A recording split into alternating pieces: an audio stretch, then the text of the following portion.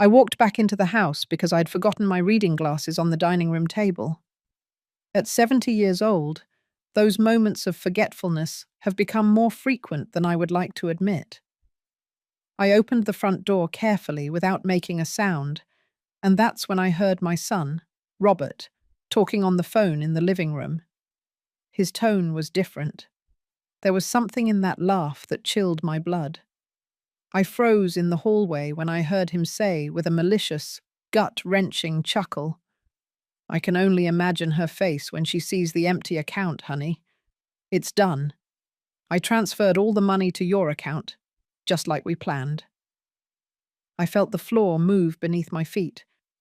My own son, my only son, was talking about me as if I were a stranger, as if I were his victim. I leaned against the hall wall, trying to process what I had just heard. Robert continued talking in a voice I had never known, cold and calculating. "Don't worry, Sarah. She never suspected a thing. She trusts me too much. It's always been that way. Too naive for her own good." Every word was like a direct stab to the heart. I recognized the name Sarah, his wife, the woman who had entered our lives barely 2 years ago with that perfect smile and those sweet words that I now understood were completely fake. My legs were trembling, but I forced myself to stay put, to keep listening, even though every word was tearing me apart inside. $280,000, my love, Robert continued with that triumphant tone that turned my stomach. That's everything she had in that main account. It's ours now. We can buy that beach house you wanted so much, the new car. Everything.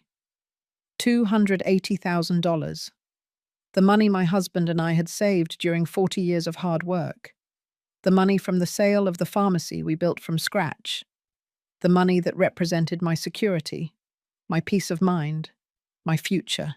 And my own son had just stolen it from me, as if it were the most natural thing in the world. I squeezed my eyes shut, trying to hold back the tears that threatened to spill. My mind flew back to the past, to those days when my life was completely different. 5 years ago, when my husband Arthur passed away from a sudden heart attack, I thought I would never recover from that pain. We had built a beautiful life together, full of love, work, and sacrifice.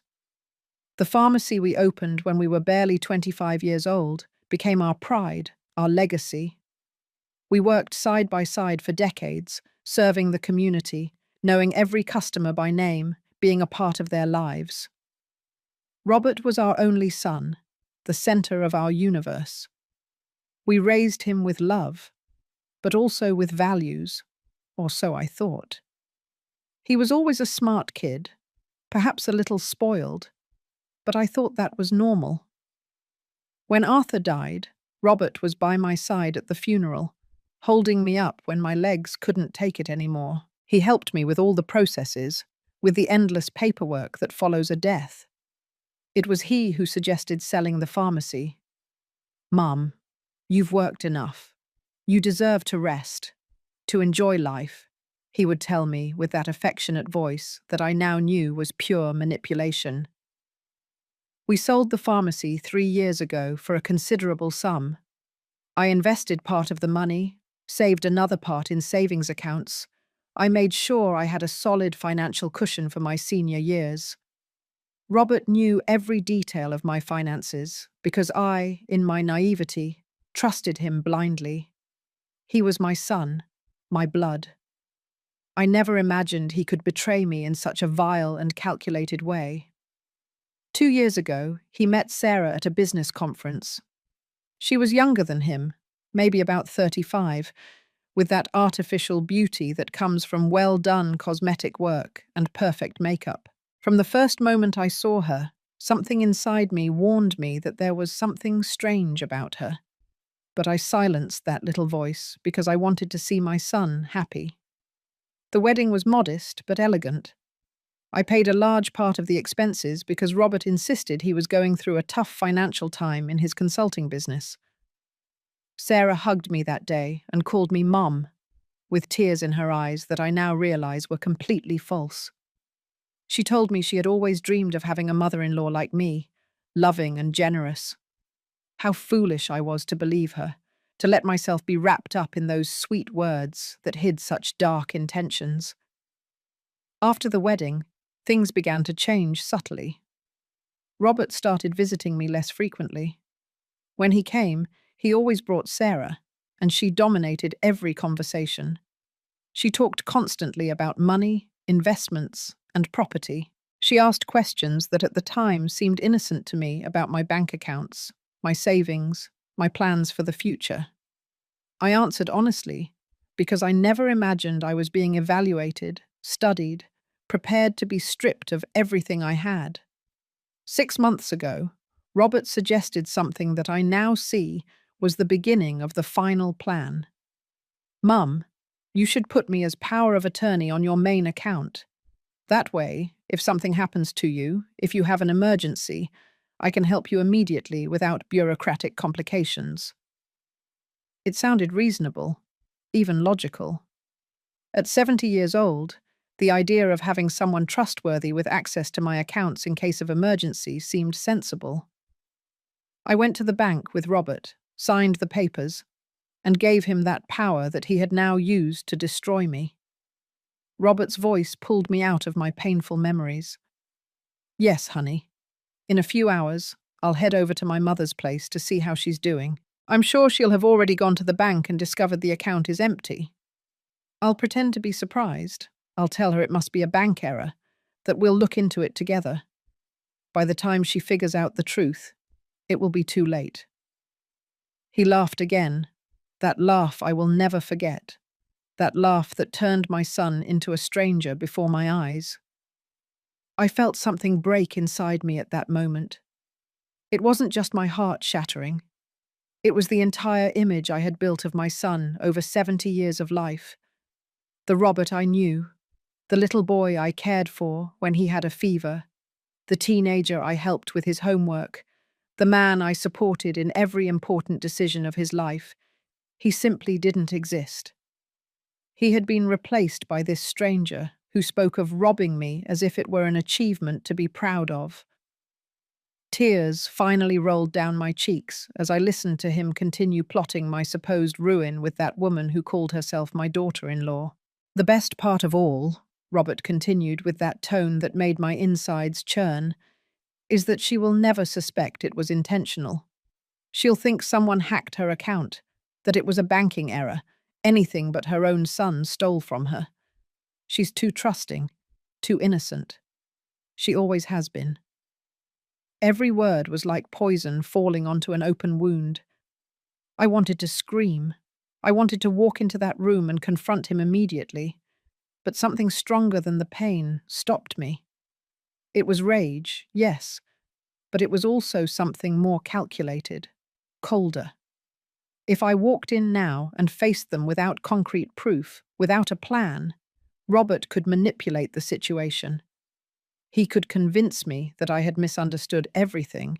He could use my age against me and make me doubt my own sanity. I slowly backed up toward the front door, each step measured and silent, like a thief in my own house. I left with the same caution with which I had entered and closed the door without making the slightest noise. Once outside, I had to hold on to the entrance railing because my legs were trembling so much I thought I would collapse right there. The afternoon sun hit my face, and for a moment the world seemed too bright, too normal for the tragedy I had just discovered. Neighbors were walking their dogs, children were playing in the street. Life was continuing its course as if nothing had changed, as if my world hadn't completely collapsed in a matter of minutes. I walked to my car with automatic steps, not really thinking about where I was going. I sat down in the driver's seat and allowed myself to cry for the first time in 5 years since Arthur's death. I cried for the betrayal, for my naivety, for the years of unconditional love I had given a son who turned out to be capable of stabbing me in the back without the slightest remorse. I cried for Arthur, wishing with all my soul that he were here with me, while at the same time being grateful that he didn't have to witness this devastating betrayal from his only son. The pain was so intense that I felt like I was drowning, that I would never be able to breathe normally again. But then, in the middle of that sea of tears and desperation, something began to change inside me. It was as if a spark ignited in the deepest part of my being. It wasn't just rage I felt, it was determination. It was the absolute certainty that I would not stay quiet, that I would not let myself be destroyed by this betrayal. I had survived the death of my husband. I had built a business from scratch. I had faced decades of challenges and obstacles. I was not going to allow my own son to turn me into his victim without a fight. I angrily wiped away my tears and started the car engine. I had to think. I had to plan. I had to be smarter than them. As I drove aimlessly through the city streets, my mind started working at full speed. I began to review the past few months with new clarity, seeing signs I had completely ignored. I remembered how Sarah always found excuses to ask me about my finances. "Oh, Mum, Mary, I'm so envious of your financial stability. How did you manage to save so much? Which bank do you use for your accounts? Do you have investments?" I, the fool, would answer in great detail, proud to share the financial wisdom that Arthur and I had accumulated over the years. I never imagined that every answer was one more piece of the puzzle they were assembling to strip me of everything. I also remembered how much Robert had insisted that I put him as power of attorney on my main account. The first time he suggested it, I had hesitated. Something inside me told me it wasn't necessary, that I was still perfectly capable of handling my own finances. But he insisted for weeks. "Mum, it's just for precaution. Or what if you get sick? What if you have an accident? You need someone who can access your accounts in case of emergency." Sarah also joined the pressure.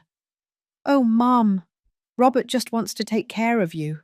It's normal for children to help their elderly parents with these things." Elderly, that word had bothered me at the time, but I let it go. Now I understood it was part of the strategy, to make me feel old, incapable, dependent. I also remembered the increasingly spaced-out visits. Before marrying Sarah, Robert would come to see me at least 3 times a week. We would have coffee together, talk for hours, and he would tell me about his work, his plans, his dreams. After the wedding, visits were reduced to once a week, then once every 2 weeks, and in the last few months, I barely saw him once a month. Whenever I asked him why he wasn't coming more often, he had perfectly elaborate excuses. "Work is too heavy, Mum. Sarah and I are very busy with a new project. You know how it is. Married life has its own demands." The pieces were starting to fit together with painful clarity. The constant questions about my health that previously seemed like concern now looked like what they really were. Attempts to evaluate how much more time they had before they could execute their plan without raising suspicion. Sarah's suggestions that I should write a clear and detailed will to avoid future legal problems I now understood as attempts to find out exactly how much money I had and where it was kept. Every conversation, every visit, every seemingly affectionate gesture had been calculated, measured, designed to bring them closer to my money. I stopped at a small park near downtown Boston and turned off the engine.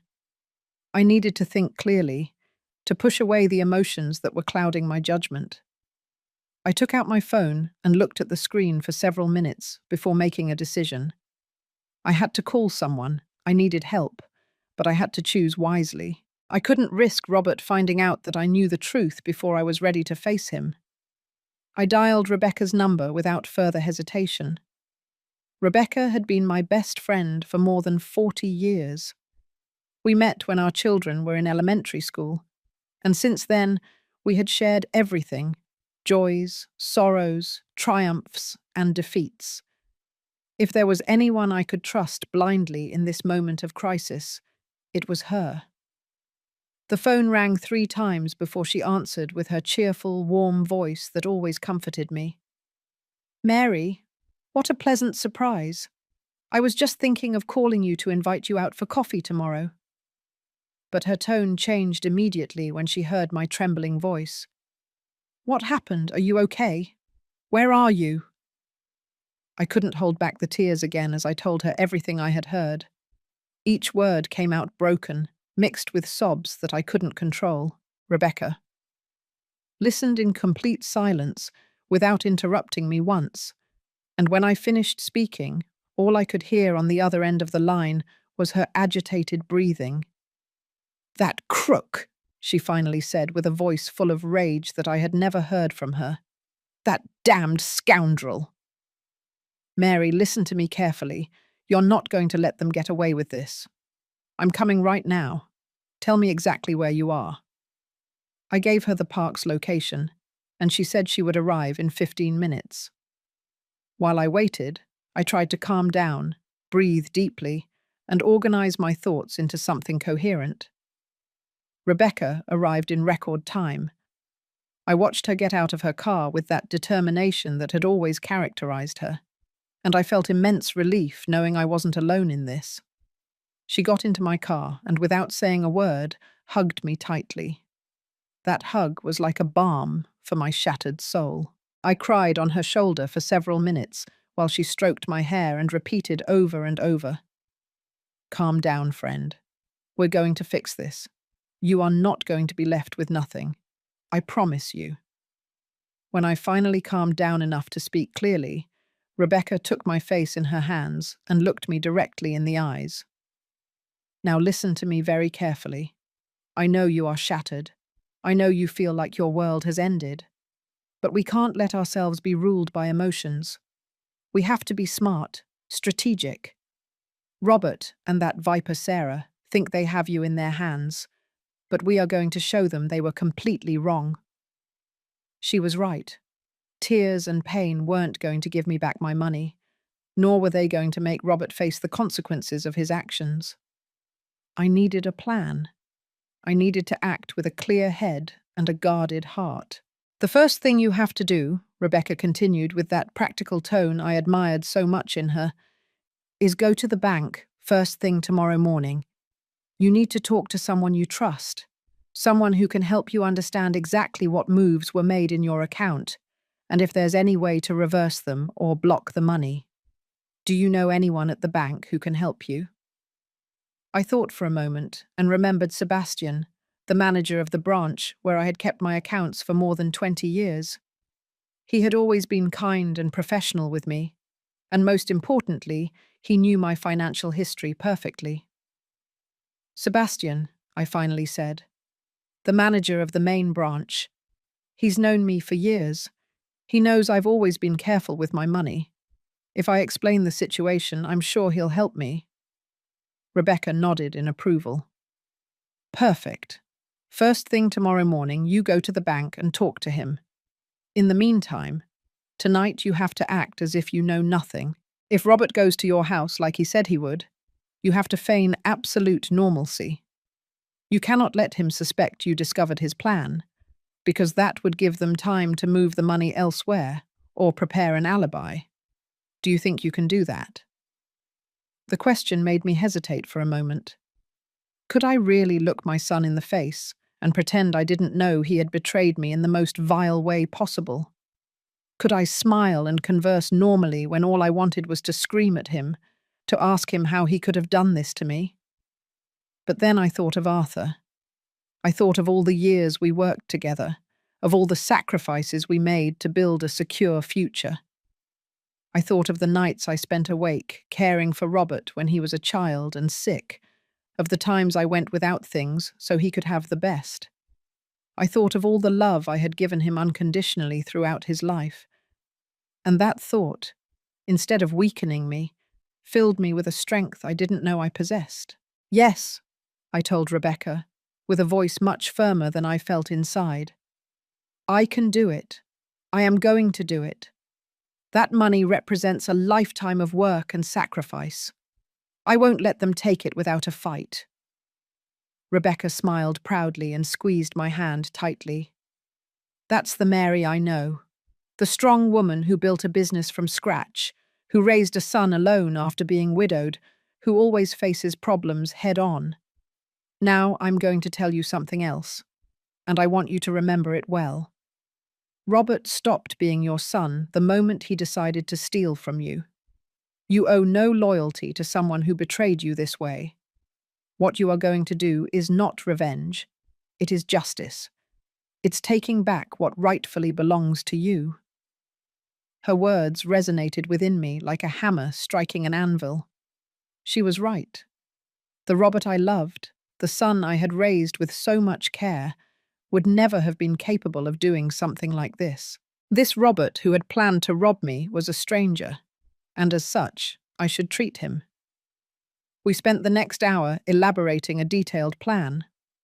Rebecca had that wonderful ability to think of every detail, every scenario. When you get home, she instructed me, act as if nothing happened. If Robert arrives and asks how you are, tell him you're fine, that you had a quiet day. Do not mention that you went looking for him. Tomorrow morning, as soon as the bank opens, you go and talk to Sebastian. Explain the whole situation. Tell him your son made transfers without your authorization using the power you gave him. That is misappropriation of funds. It's a crime. The bank has to help you track the money and, if possible, block it or reverse the transfers. And what if it's too late? I asked with a lump in my throat. What if they've already moved the money somewhere we can't recover it? Rebecca shook her head. I don't think so. Robert said he had just made the transfer, right? Banks have protocols for these kinds of situations, especially when older people are victims of financial abuse. Yes, Mary, that is exactly what your son did to you. Financial abuse against an elderly person. It is a serious crime, and the bank is obligated to help you. The idea that my own son could go to jail made my stomach turn, but at the same time, I felt a strange satisfaction thinking that he would finally face the consequences of his actions. You also need to document everything, Rebecca continued, taking a notepad out of her purse. Write down exactly what you heard today, with as many details as possible. The date, the time, the exact words they said. That will be important if this goes to court. And one more thing. From now on, record all your conversations with Robert and Sarah. Use your phone, leave it recording in your purse or your pocket. You need solid proof of what they did. The idea of recording my own son seemed surreal, like something out of a spy movie, but I understood it was necessary.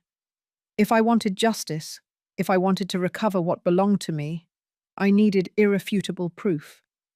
We stayed in the park until it started to get dark, refining every detail of the plan. Rebecca insisted that I must stay calm at all times, that I couldn't let Robert see any sign that I knew the truth. You are an actress for one night, she told me with a sad smile.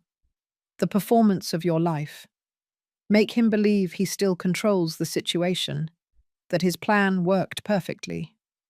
Meanwhile, we will be working in silence to turn everything around. Finally, when the sky was completely dark, I felt ready to go home.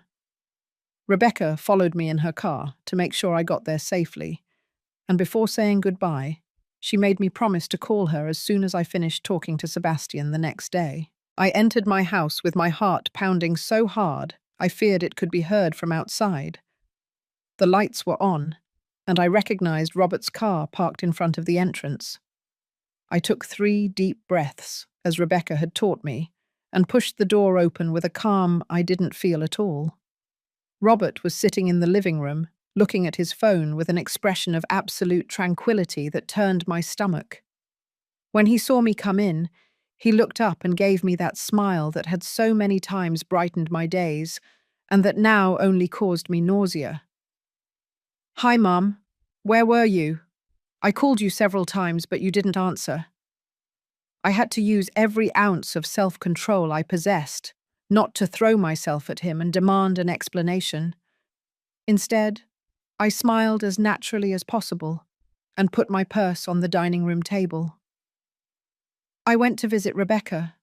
You know how she is. When she starts talking, time flies by, and we didn't even realize the hours. The lie left my lips with a surprising ease. Robert nodded without showing the slightest suspicion. Oh, that's good. I'm glad you spend time with your friends.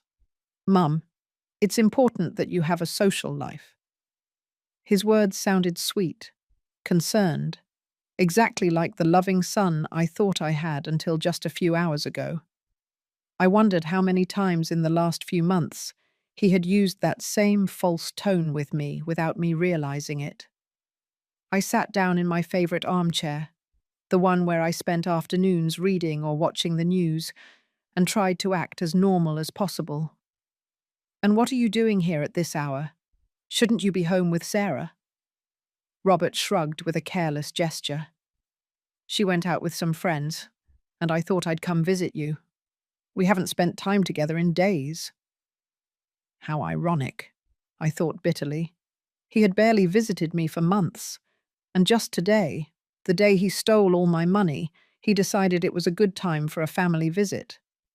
Of course, I now perfectly understood his real intentions. He wanted to be here when I discovered my account was empty. He wanted to see my reaction, pretend surprise and concern, and play the role of the devoted son who would do everything possible to help his poor, victimized mother. That's sweet of you, son, I managed to say, even though the words burned my throat. Do you want me to prepare some dinner? I have some chicken in the refrigerator. I can make that stew you liked so much when you were a kid. I saw a flash of something in his eyes, perhaps discomfort, or maybe guilt, but it disappeared so fast I thought I had imagined it. Don't bother, Mum. I already ate something before I came, but we can have some coffee if you like. I got up and walked toward the kitchen, grateful to have a few minutes alone to compose myself. My hands were shaking as I prepared the coffee, and I had to bite my lip not to scream in frustration and pain. While waiting for the coffee to be ready, my mind traveled to the past once again. I remembered the day Robert was born, how Arthur and I cried with joy holding him for the first time. I remembered his first steps, his first words, his first day of school. I remembered how I comforted him when he suffered his first heartbreak at 16, how I supported him when he decided to study business administration instead of medicine, as his father wanted. I remembered every birthday, every Christmas, every important moment of his life in which I was present, loving him unconditionally, sacrificing for him without expecting anything in return. At what moment did all that love turn into something he could betray so easily? At what moment did I stop being his mother and become simply a source of money he could exploit without the slightest remorse? The question tormented me, but I had no answer. Or perhaps the answer was too painful to accept. That my son had always been capable of this. That I had simply refused to see the signs because a mother's love can be blind when it comes to seeing her children's flaws. I thought of all the times Arthur had been stricter with Robert, and I had defended him. He's just a kid, I would say. He'll mature, he'll learn. How many opportunities had I given him to learn to be a better person, and he had simply chosen this path? I returned to the living room with 2 steaming cups of coffee and sat across from Robert. He was still looking at his phone, probably sending messages to Sarah to tell her everything was going according to plan. Is everything okay with work? I asked, trying to maintain a normal conversation. Robert looked up and nodded. Yes, Mum. Everything is perfect. In fact, things are going so well that Sarah and I are thinking about buying a bigger house. You know, thinking about the future, maybe having kids. The mention of a bigger house confirmed exactly what they were going to use my money for. They had probably already been looking at properties, planning how to spend what they stole from me. That's wonderful, son, I managed to say, even though I felt like I was choking. It's always good to plan for the future. Your father and I were always very careful with our money. That's why we were able to build a stable life." I watched Robert avert his gaze, unable to meet my eyes. Well, I thought bitterly, at least he still has some shame left. "Speaking of money, Mum," Robert said after an uncomfortable silence, "how are your finances going? Everything okay with the bank accounts? You haven't had any problems?" There it was, the question I had been waiting for since he arrived. He wanted to know if I had already discovered the theft. He wanted to prepare to act accordingly. I took a sip of coffee to give myself time to think about my answer. I had to be convincing. I had to make him believe I knew nothing. "No, son. Everything is perfect. You know I only check my accounts once a month, when the bank statement arrives. I don't like going into the online system all the time. All that technology makes me nervous." The lie worked perfectly. Robert visibly relaxed, his shoulders dropped, and that false smile returned to his face. "You're right, Mum. At your age, it's better not to complicate things with so much technology. But if you ever need help with anything at the bank, you know you can count on me." At your age? Those words hurt me more than he probably intended. He was infantilizing me, making me feel incapable. All part of his strategy to justify what he had done to me. We spent the next hour talking about trivial things. Robert told me about his work, about his plans with Sarah, about places they wanted to visit. I nodded and smiled at the appropriate moments, but my mind was completely elsewhere. I was thinking about how I was going to confront him, how I was going to get my money back, how I was going to make him pay for what he had done to me. When he finally got up to leave, he hugged me and kissed me on the forehead, as he had done 1,000 times before. "I love you very much, Mum. Take care." Those words, which would have filled me with warmth before, now only gave me a shiver. I closed the door behind him and slumped onto the sofa, emotionally exhausted. I had managed to act normal. I had managed to keep him from suspecting anything, but the effort had left me completely empty. I took out my phone and sent a message to Rebecca. I did it. Acted normal. Going to the bank tomorrow. Her response came immediately. "I'm proud of you. Tomorrow your recovery begins. Get some rest tonight. You're going to need it." I tried to follow her advice, but sleep didn't come easily. I lay awake for hours, staring at the ceiling, recalling every moment of the betrayal, searching for signs I should have seen before. I remembered when he was 12 years old, and I caught him stealing money from my wallet. At the time, I justified it as childish curiosity, as a mistake any child could make. Arthur wanted to punish him severely, but I intervened. "He's just a child," I said. "He'll learn that it's wrong." Now I wondered if that had been the first clue of what was to come, if my indulgence at that moment had planted the seed of what was now a complete betrayal. I also remembered when he was 20, and we helped him pay off his credit card debts. He had spent uncontrollably, living beyond his means, and when he couldn't pay, we covered everything so he wouldn't ruin his credit history. At the time, I thought I was being a good mother, protecting him from the consequences of his youthful mistakes. Now I saw that all I had achieved was teaching him that there would always be someone to rescue him from his bad decisions. I woke up at 0 hours 6 minutes after barely 3 hours of restless sleep filled with nightmares. In my dreams, Robert was a little boy again, and I tried to reach him, but he kept moving farther away, laughing while I desperately shouted his name. I got up with a headache and an aching body, as if I had aged 10 years in a single night. I made myself a strong coffee and sat down to wait for the bank to open. I had decided to arrive exactly at 0 hours 9 minutes, as soon as the doors opened, to talk to Sebastian before the place filled up with customers, and I could have his complete attention. By 0 hours, 8 minutes, 30 seconds. I was ready, dressed in my beige suit that always made me feel more secure and professional. I looked in the mirror and almost didn't recognize the woman looking back at me. My eyes were swollen from the tears of the night before, and my face showed every one of my 70 years with brutal clarity. But there was something else in that gaze, something I hadn't seen in a long time. Pure, hard determination. I put on a little makeup to cover the dark circles, carefully styled my hair, and left the house with my head held high. Rebecca had sent me a message early. "I'll be thinking of you. Call me as soon as you leave the bank. You are strong. You are brave. You will get back what is yours." The journey to the bank seemed endless. Every red light was torture. Every minute that passed increased my anxiety. What if it was too late?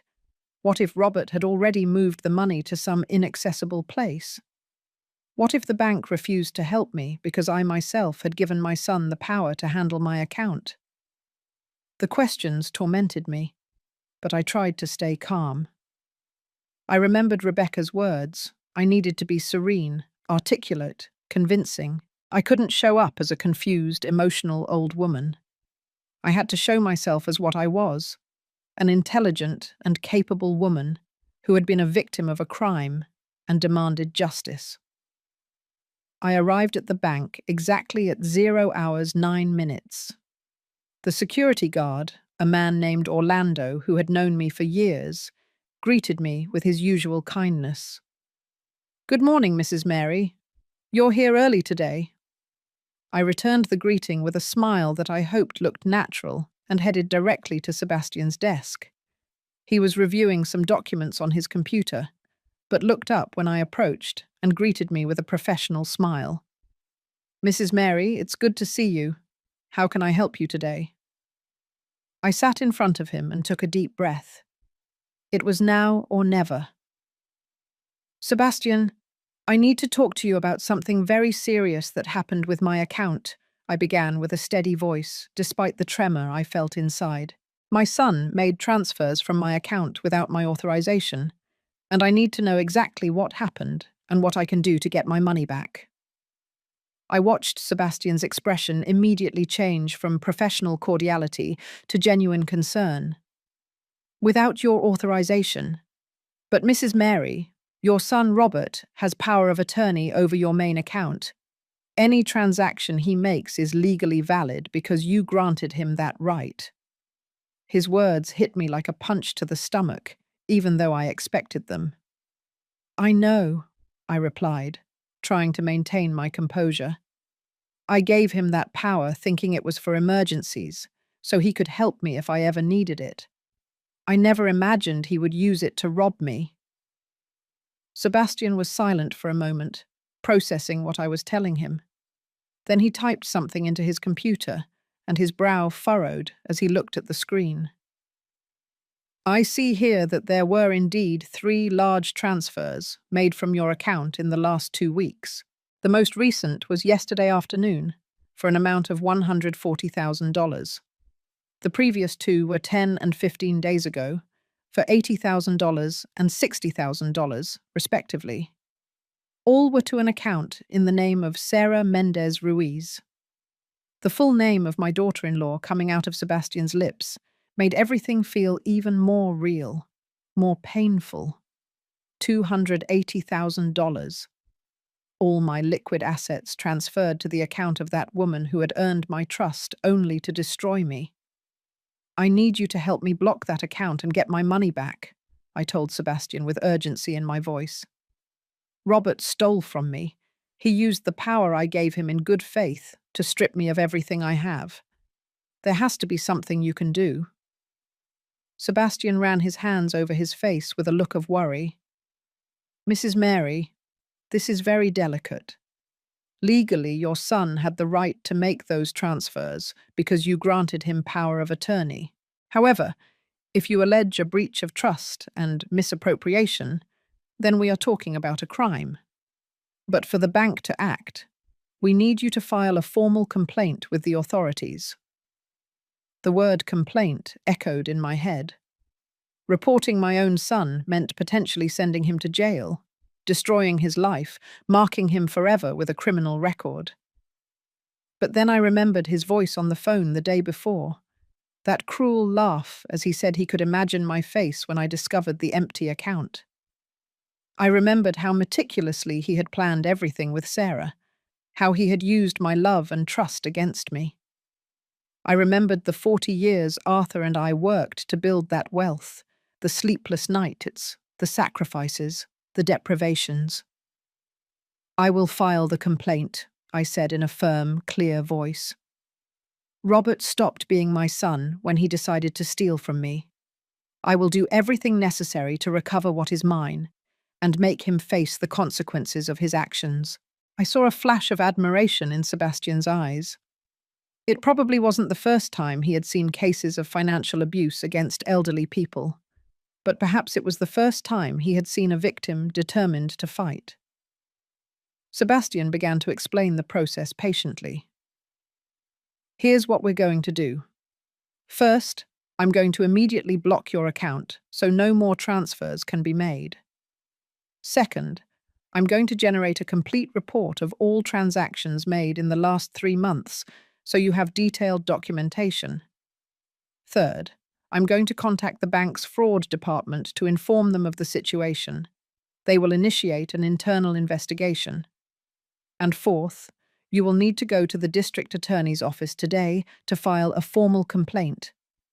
With that complaint, the bank will be able to try to block or track the money that was transferred to your daughter-in-law's account."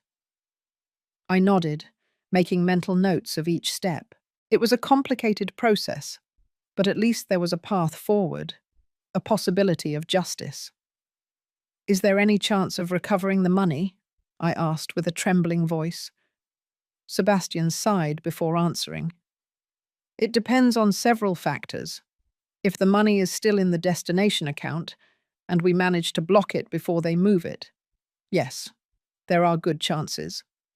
But if they have already transferred it to another account or withdrawn it in cash, it will be much more complicated. Time is crucial here, Mrs. Mary.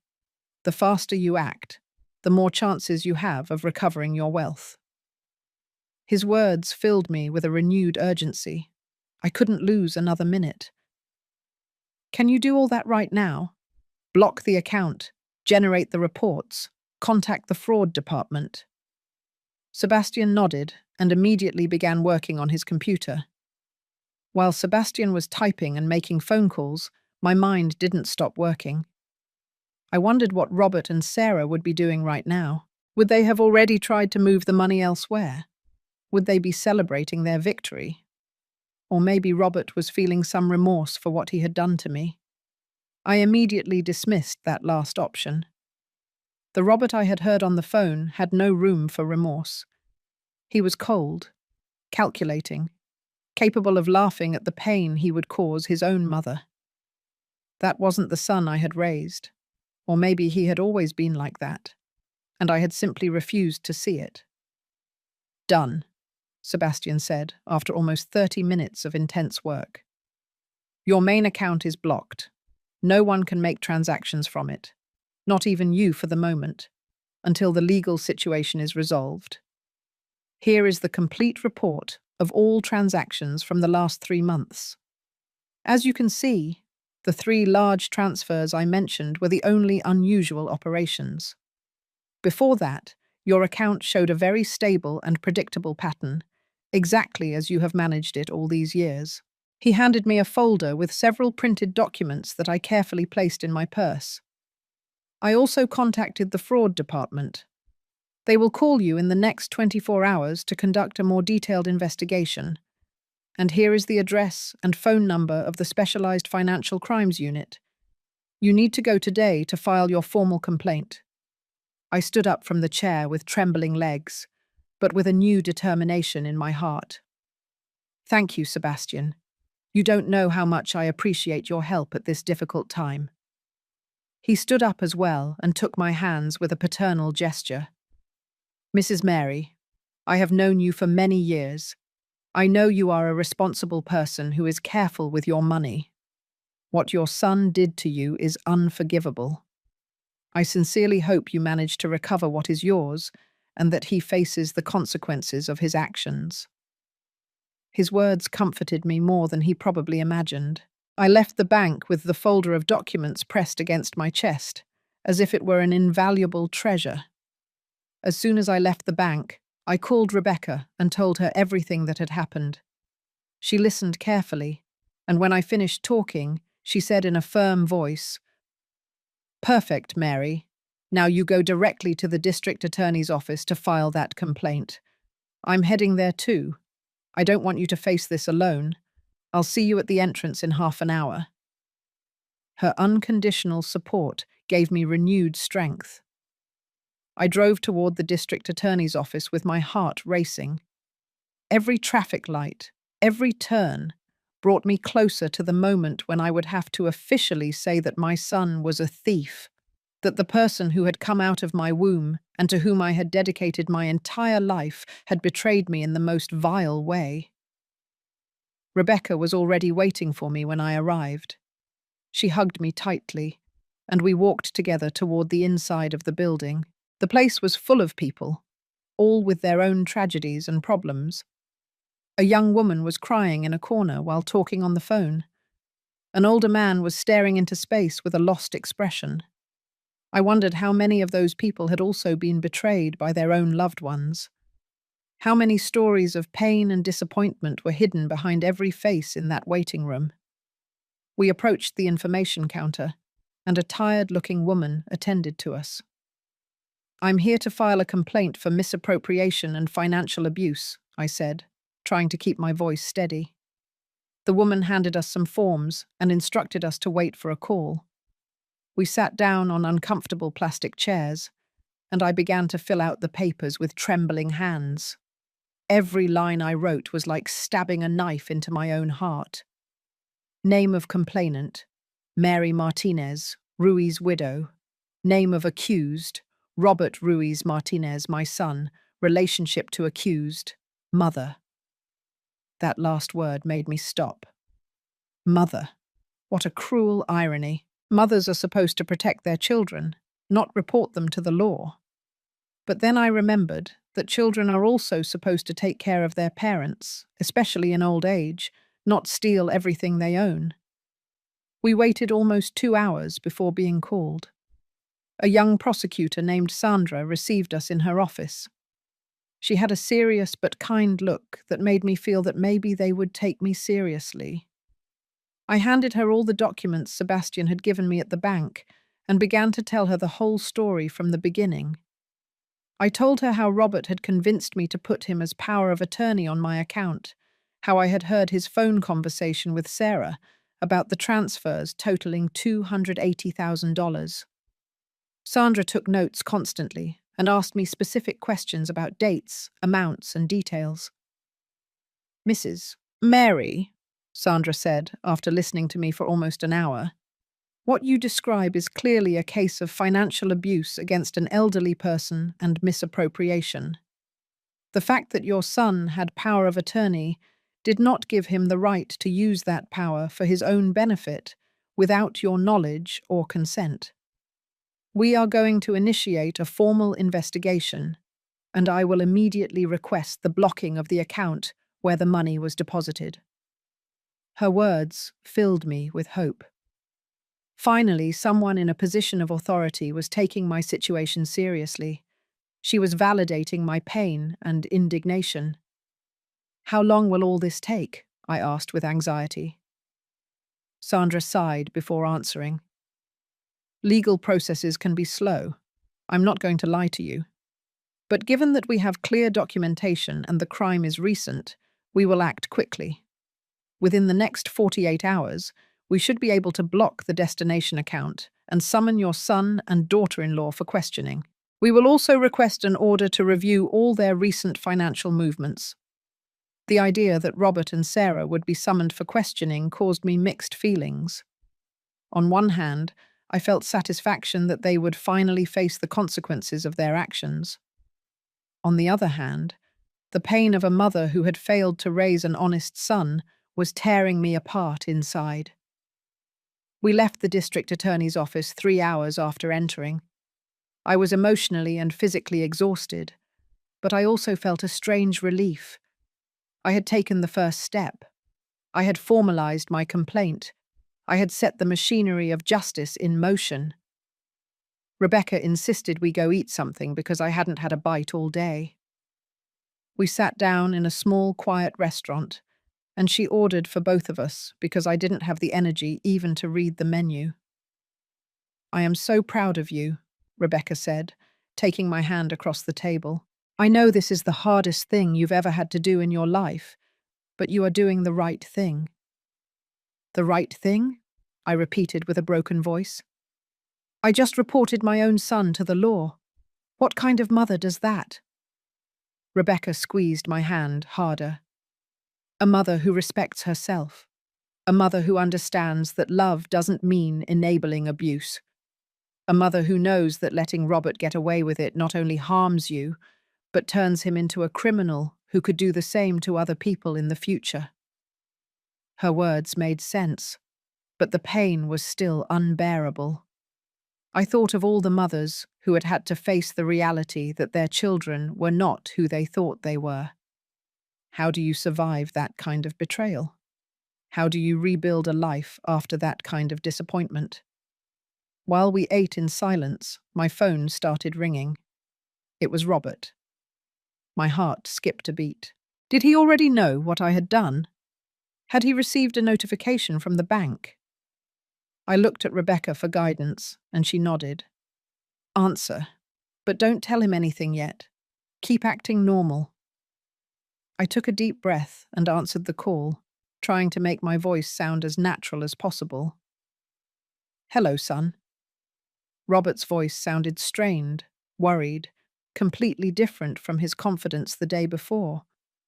"Mum, did you try to use your bank account today? Because I received a notification that the account is blocked. I called the bank, but they said they couldn't give me any information and that you had to call them." There it was, the moment I had been waiting for. Robert had discovered that his plan had not gone as perfectly as he thought. "Blocked?" I said, feigning surprise. "No, I haven't tried to use the account today. Why would it be blocked?" I heard Robert breathing heavily on the other end of the line. "I don't know, Mum. It must be a bank error. Do you want me to come to your house and we'll go to the bank together to sort this out?" The irony of his offer would have made me laugh if I hadn't been so angry. "Don't worry, son. I'll take care of going to the bank tomorrow to ask. It's surely some system error." There was a long silence on the other end. "Are you sure, Mum? I can go right now if you want." "I'm sure. Thank you for worrying." I hung up the phone, and my hands were shaking so much I almost dropped it. "Perfect," Rebecca said with a satisfied smile. "Now he knows something didn't go as planned, but he doesn't know exactly what. That will make him nervous. He's going to make mistakes. And in the meantime, justice is already in motion." We finished eating, and Rebecca insisted on accompanying me home. When we arrived, she made me promise to call her if Robert or Sarah showed up. "You are not alone in this," she reminded me before leaving. "You have all my help whenever you need it." That night, I sat in my empty living room, in that house that suddenly felt too big and too silent. I looked at the photographs that decorated the walls. Robert, as a baby. Robert Wood at his graduation. Robert T. on his wedding day.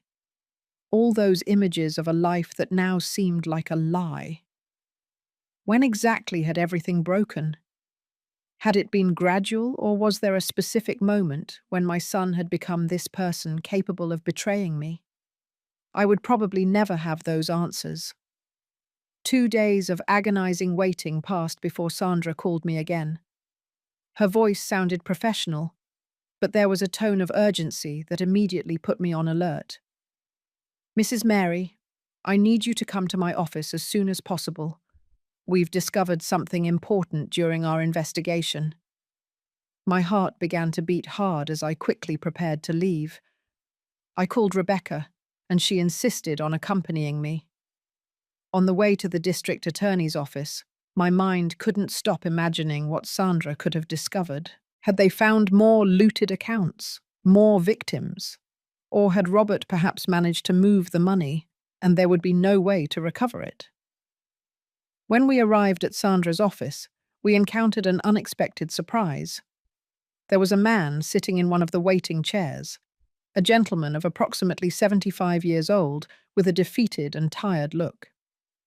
Sandra brought us into her office along with him and formally introduced us. "Mrs. Mary, I present to you Elias Mendoza. Mr. Elias, this is Mary Martinez. I believe you both have something very important in common." The man looked at me with eyes full of sadness and shame before extending his hand to greet me. There was something in his gaze that I recognized immediately because it was the same pain I saw in the mirror every morning, the mark of betrayal. Sandra sat behind her desk and began to explain in a serious voice. During our investigation into Sarah Mendez, we discovered that she was previously married 4 years ago. Her husband at that time was the son of Mr. Elias. The pattern was exactly the same as with you, Mrs. Mary. Sarah convinced Elias's son that his father was too old to handle his own finances. She manipulated him until he obtained power over his father's accounts, and then, little by little, they began to transfer money. When Mr. Elias realized what was happening, they had already taken more than $120,000. His son and Sarah disappeared. They divorced shortly after, and Mr. Elias never filed a formal complaint. I felt the room spinning around me. I looked at Elias with horror and compassion mixed together. "Why didn't you report it?" I managed to ask with a trembling voice. The man lowered his gaze, ashamed. "Because he was my son, Ma'am. I thought that if I reported him, his life would be ruined forever. I thought that maybe with time he would mature, that he would repent and return the money. But it never happened. He left the country with the money, and I never heard from him again. When I found out that Sarah had married again and what she had done to you, I knew I had to speak up. Not..." Tears rolled down his wrinkled cheeks, and I felt an immediate connection with this man who had lived my same hell. "This completely changes the nature of the case," Sandra continued in a serious tone. "We are no longer talking about an isolated incident. Sarah has an established pattern of manipulation and fraud. This is pure premeditation.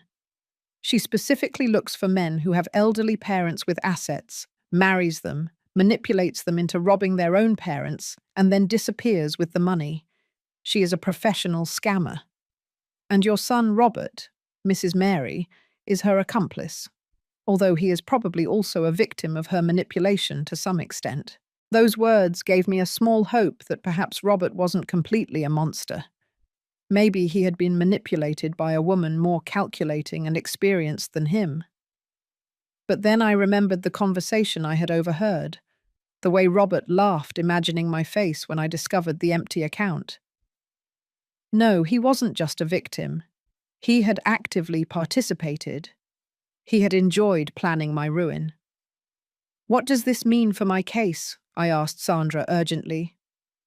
"It means we have a much stronger case," she replied with satisfaction in her voice. "With Mr. Elias's testimony and the documentation of that previous case, we can demonstrate a pattern of criminal behavior. We have already obtained a court order to completely block the account where your money is deposited. Sarah tried to transfer the funds 2 days ago, but the transaction was rejected. Now she is desperate, trying to understand what happened." "And Robert?" I asked, although I wasn't sure I wanted to know the answer. "Robert was summoned for questioning yesterday but did not appear. He sent a lawyer in his place, claiming he was sick. His lawyer says it was all a misunderstanding, that as power of attorney, he had the right to manage your money, that you had given him verbal permission to make the transfers. Of course, we don't believe him. especially now that we have Mr. Elias's testimony that demonstrates Sarah's modus operandi. I turned to Elias with curiosity. Your son also claimed you had given him permission? The man nodded sadly.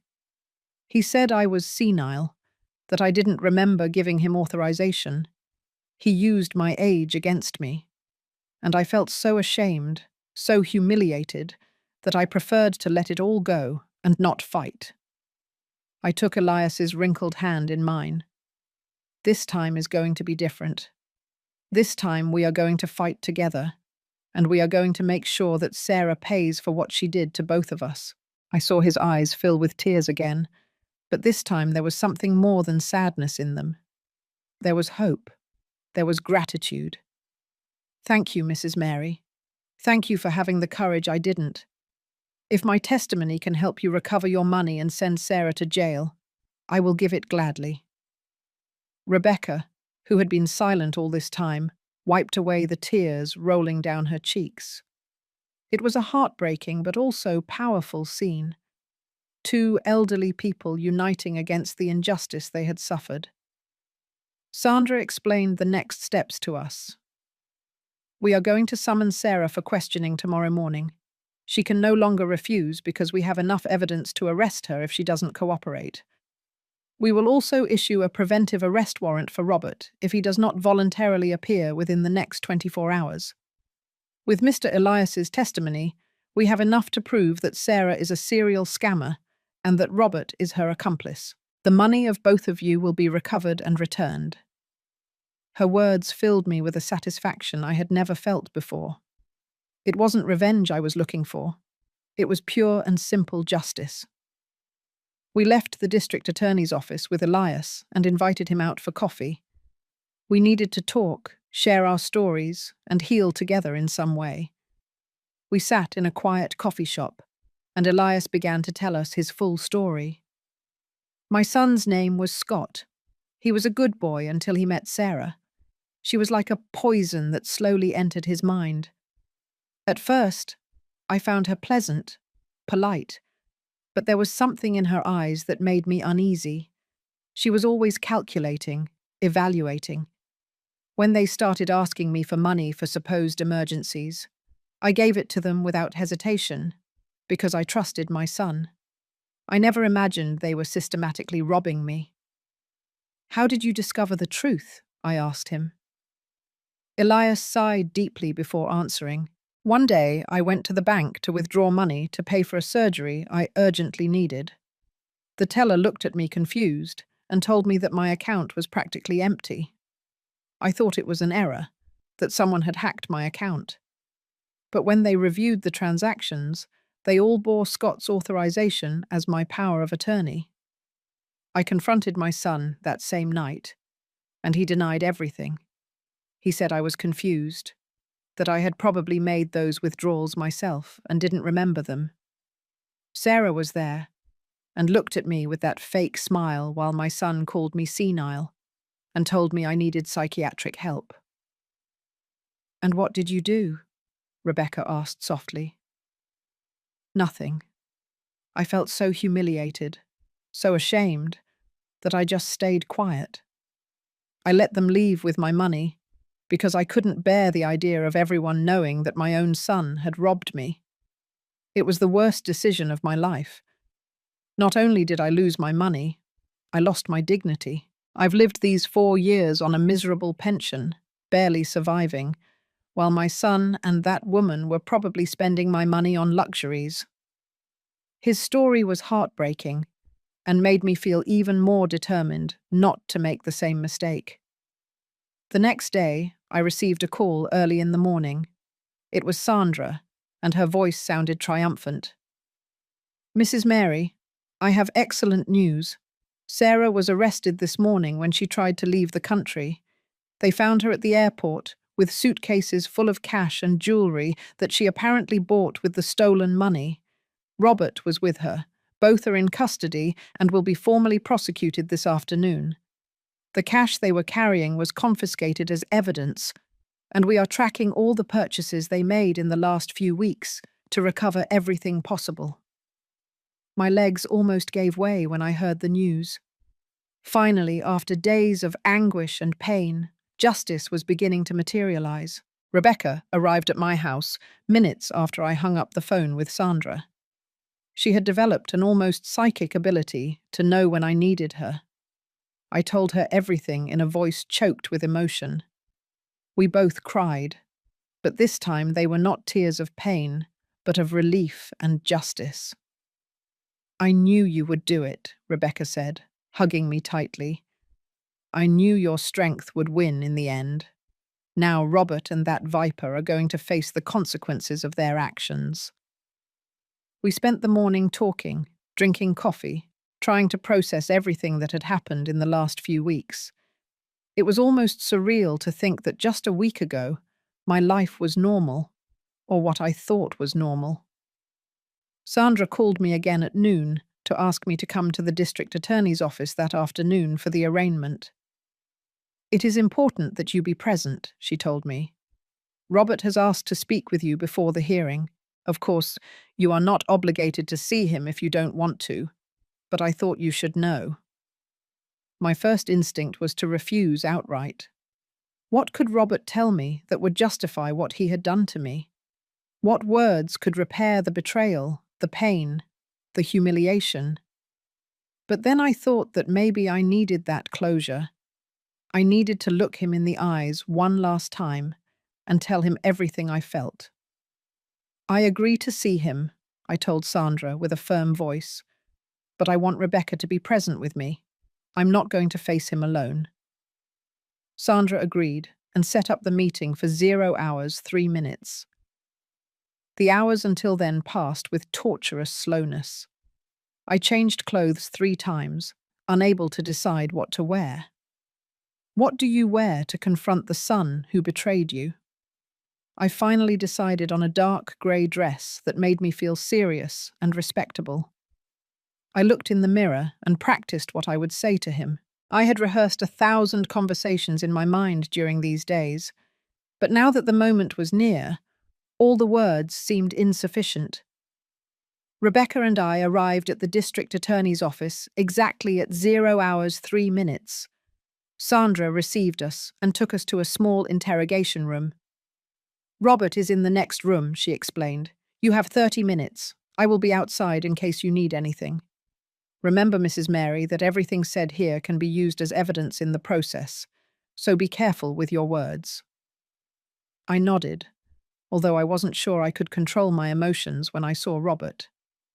The door opened, and there he was, my son, handcuffed and looking completely different from the man I knew. His face was drawn, he had deep dark circles, and his clothes were wrinkled. But what impacted me the most was his gaze. There was no longer arrogance or confidence. There was only fear and what seemed to be genuine regret. "Mom," Robert said with a broken voice as soon as he saw me. He tried to approach, but the handcuffs prevented him. I stood near the door with Rebecca by my side, holding my arm. I couldn't move. I couldn't speak.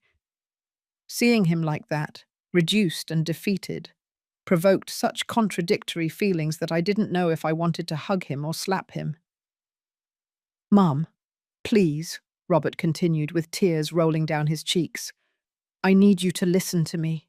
I need to explain what happened." I finally found my voice, and when I spoke, it sounded cold and distant, even to my own ears. "Explain it then. Explain how my own son, whom I loved and cared for his entire life, could steal everything I owned. Explain how you could laugh, imagining my face when I discovered the empty account." Robert lowered his gaze, unable to meet my eyes. "I didn't want to do it. Mum, you have to believe me. Sarah manipulated me. She convinced me that you had more money than you needed, that you deserved to live more modestly in your old age. She made me believe that we were just taking what would eventually be my inheritance anyway." His words filled me with such intense rage that I felt I could explode. "Your inheritance," I repeated with a voice trembling with anger. Is that how you justify robbing your own mother? Thinking that it was money that would belong to you someday anyway? Robert, that money represented my security, my peace of mind, my dignified old age. Your father and I worked 40 years to build that wealth, and you took it as if it were yours by right, as if I didn't have the right to enjoy it or decide what to do with it. I know, Mum. I know, and I deeply regret it, Robert sobbed. Sarah poisoned my mind. She showed me a lifestyle I desperately wanted and convinced me that the only way to get it was by taking your money.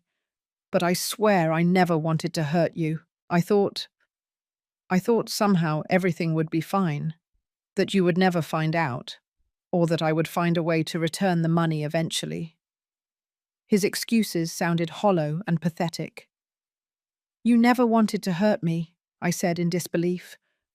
Robert, I heard you on the phone, laughing at me, imagining my suffering. That wasn't Sarah talking. That was you, your voice, your words, your cruel laughter. You can't blame her for everything when you participated actively and enthusiastically. Robert slumped into the chair and buried his face in his handcuffed hands.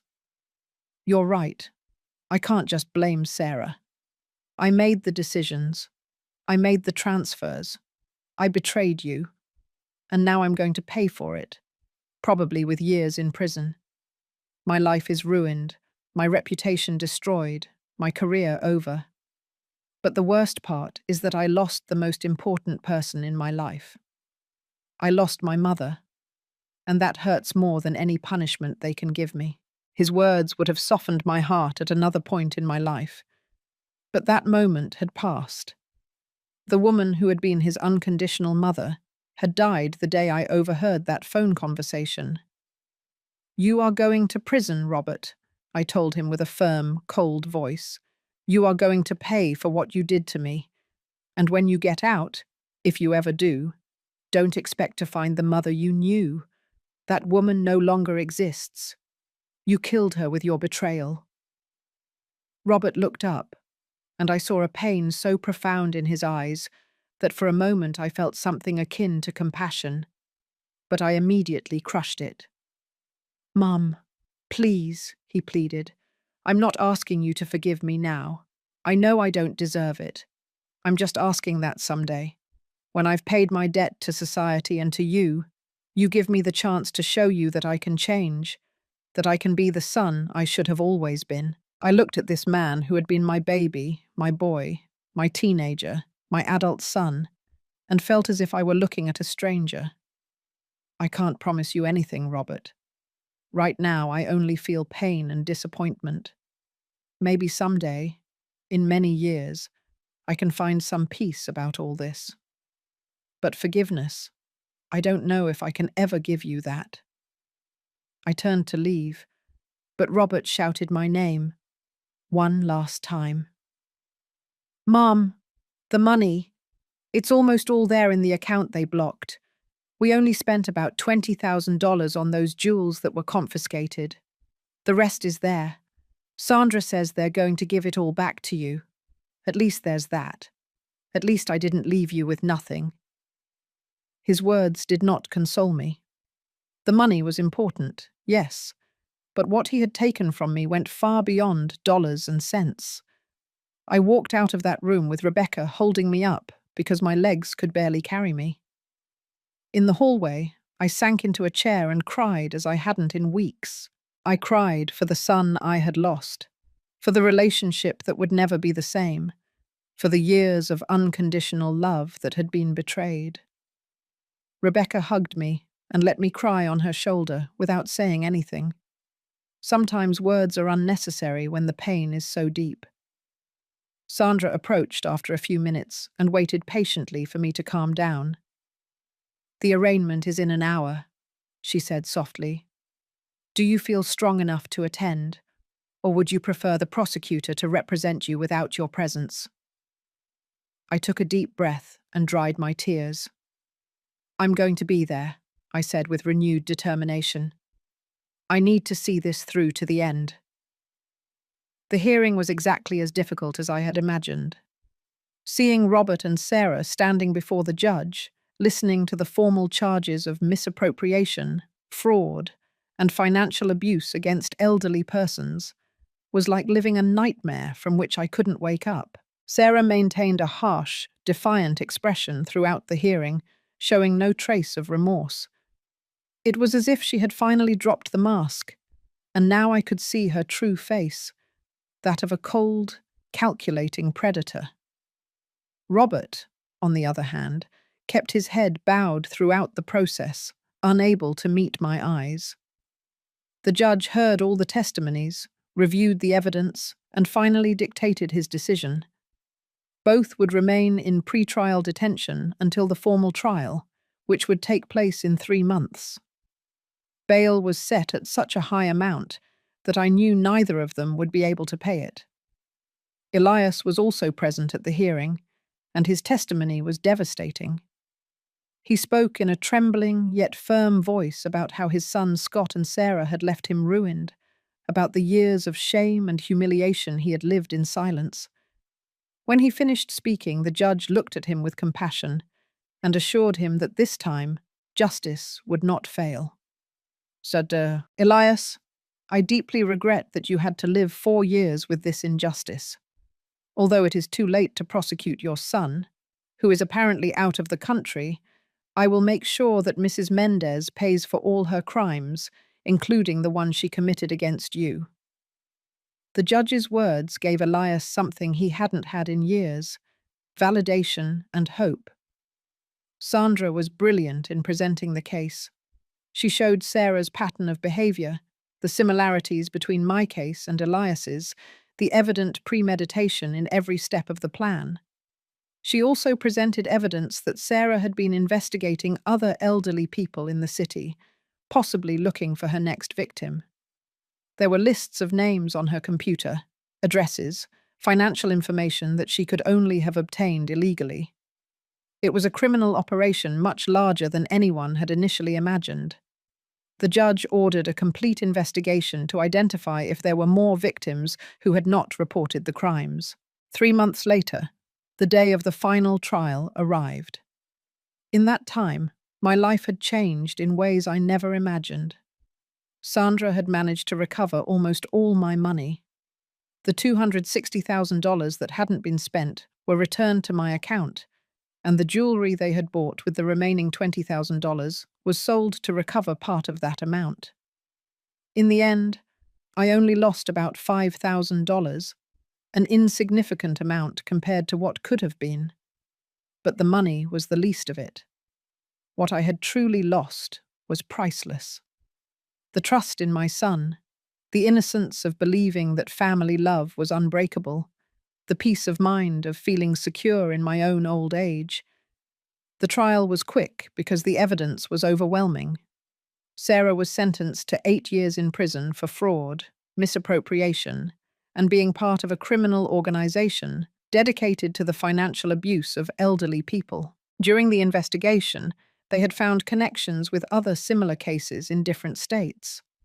Robert received a sentence of 5 years, partially reduced because he had cooperated with the investigation and had shown genuine repentance. Also because the judge considered that he had been partially manipulated by Sarah, although he made it clear that this did not absolve him of his responsibility. Mr. Ruiz, the judge told him in a severe tone, you betrayed the person who loved you the most in this world. You betrayed your mother, the woman who gave you life and dedicated her entire existence to caring for you. That is a crime that goes beyond the legal. It is a moral crime that will haunt you for the rest of your life. When the judge dictated the sentences, I felt a strange mixture of satisfaction and sadness. Justice had been served, yes, but at what cost? My son would go to prison. The family I once had was destroyed forever. But I also knew that I had done the right thing. By reporting Robert and Sarah, I had not only protected my own wealth, I had prevented them from continuing to destroy other families. I had given a voice to victims like Elias, who had suffered in silence. I had shown that elderly people are not easy targets, that we have dignity and the right to defend ourselves. After the trial, Elias approached me with tears in his eyes. "Thank you, Mary. Thank you for having the courage I didn't.